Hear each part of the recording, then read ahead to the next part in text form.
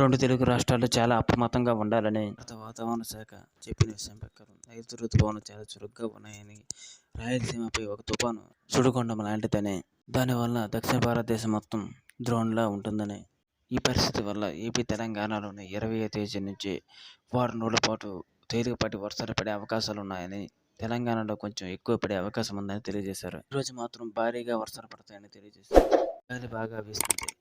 బంగాళాఖాతంలోని 31 కిలోమీటర్ల వేగంతో తెలుగు రాష్ట్రం వస్తుంది. ఏపీలోని 9 కిలోమీటర్ల నుంచి 11 కిలోమీటర్ల వరకు గాలి వేగం ఉంటే, తెలంగాణలోని కిలోమీటర్ నుంచి 9 కిలోమీటర్ల వరకు ఉంది.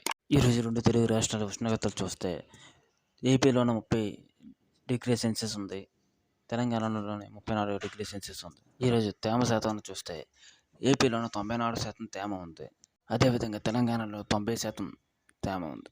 మొత్తానికి ఈరోజు కొన్ని చోట్ల పడవు, కొన్ని చోట్ల భారీగా పడే అవకాశం ఉంది. మీకు మా ఛానల్ నచ్చితే లైక్ చేయండి. మరిన్ని అప్డేట్స్ కోసం సబ్స్క్రైబ్ చేయండి.